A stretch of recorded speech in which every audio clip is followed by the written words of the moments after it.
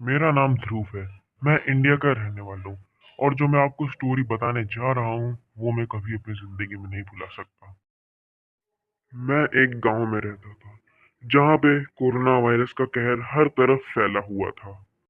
मैं घर आके जैसे तैसे सो तो गया, लेकिन तभी मैंने एक गाय को चिल्लाते हुए सुना।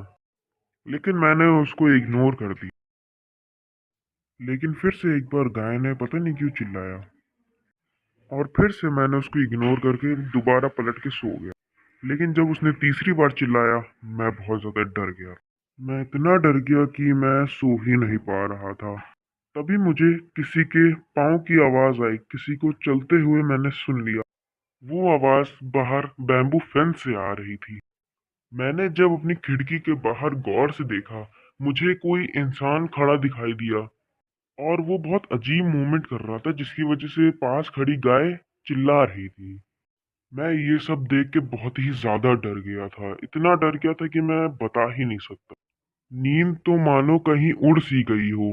लेकिन थोड़ी देर बाद वो इंसान थोड़ा रुक गया, 10-15 मिनट के लिए, जिसकी वजह से मैं फाइनली चैन से सो पाया। लेकिन तभी मेरी बहन आती है, वो मुझे जगाती है क्योंकि उसको वॉशरूम जाने में बहुत ज्यादा डर लग रहा था। मैं वॉशरूम के पास खड़ा होके अपने फेंस गेट पे देख रहा था कि वहां पे कौन है।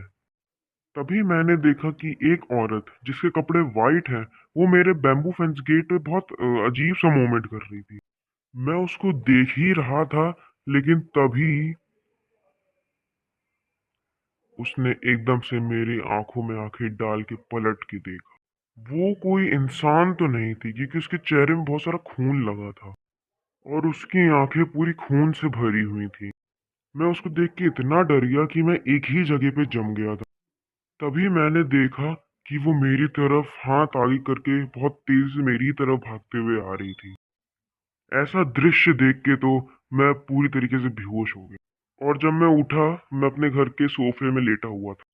मेरी बहन ने बताया कि जब वो वॉशरूम से बाहर आई तो उसने मुझे जमीन में पड़ा हुआ पाया, पूरी तरीके से बेहोश।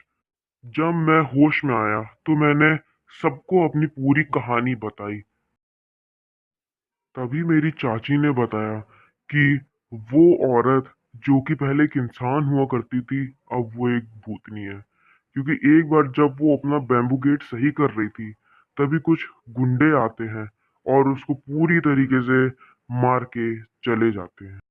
इस घटना के बाद उस लड़की की आत्मा सबसे बदला लेने के लिए दोबारा गांव में आ जाती है। ये पूरी कहानी सुनने के बाद मुझे पता चला कि जो मेरे बैम्बू गेट फेंस पे जो औरत थी, वो और कोई नहीं, वो उसी लड़की की आत्मा थी।